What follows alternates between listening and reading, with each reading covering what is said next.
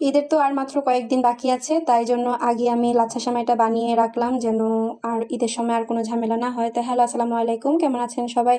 আলহামদুলিল্লাহ, আমরা সবাই অনেক ভালো আছি। তো এখানে হচ্ছে আমি একটা বাটিতে 2 কাপ ময়দা নিয়ে নিতেছি, আর স্বাদ মতো লবণ আর 1 টেবিল চামচ চিনি দিয়ে এটাকে আমি মেখে নেব। আর এখানে হচ্ছে আমি নর্মাল পানি দিয়েই ডোটা বানিয়ে নিতেছি। তো ডোটা আমরা যেভাবে রুটি বানাই মূলত সেভাবে বানাতে হবে, বেশি শক্ত না নরমও না। তো বানিয়ে হচ্ছে আমি এটা এক সাইডে রেখে দিতেছি রেস্টে। রাখার পরে এখানে হচ্ছে আমি একটা বড় ছড়ানো একটা প্লেটে, এটাকে সিনি বলে অথবা, তো এটার ভিতরে হচ্ছে আমি 1 কাপ পরিমাণ হচ্ছে কর্নফ্লাওয়ার আর 1.5 কাপ পরিমাণ রান্নার তেল দিয়ে এটা মিশিয়ে এখন হচ্ছে আমি যে ডোটা বানিয়ে রেখেছিলাম ওই ডোটা দিয়ে আমি ডোনাটের মতো শেপ করে এখানে আমি দিয়ে দিতেছি।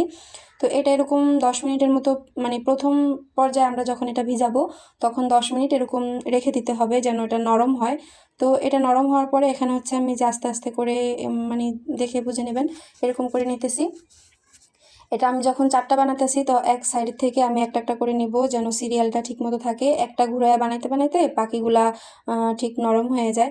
তো এইভাবে করতে করতে আমি ওই যে অনেকবার ফোল্ড করে নিয়েছি, যে যত খুশি দিতে পারেন, তবে খুব সাবধানে দিতে হবে যেন এটা ছিঁড়ে না যায়, ছিঁড়ে গেলে কিন্তু আর পেঁচানো যাবে না।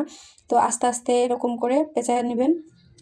তো যখন দেখবেন যে আপনার হাতে একটু মানে এটা পেঁচাইতেছে না, একটু মানে ড্রাই লাগতেছে, তখন কি করবেন, আরও 5 মিনিট এরকম নর্মালি রেখে দিবেন। 5 মিনিট পর্যন্ত এটার কাজ করবেন না।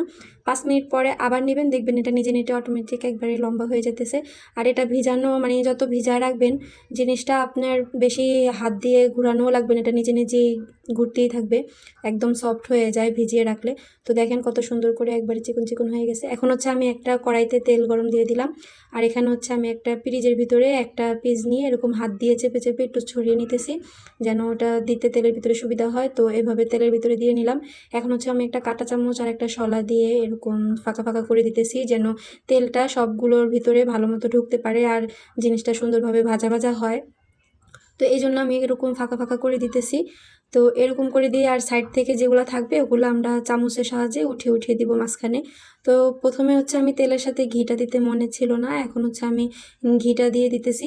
তো ঘিটা দিয়ে আমি ভালো মতো ভেজে নিব। এখানে আপনারা চাইলে আর একটু সাদাও রাখতে পারেন, তো আমার যেহেতু একটু লাল লাল কালারটা ভালো লাগে ওই জন্য এটা আমি বেশি কড়া করে ভেজে ফেলেছি।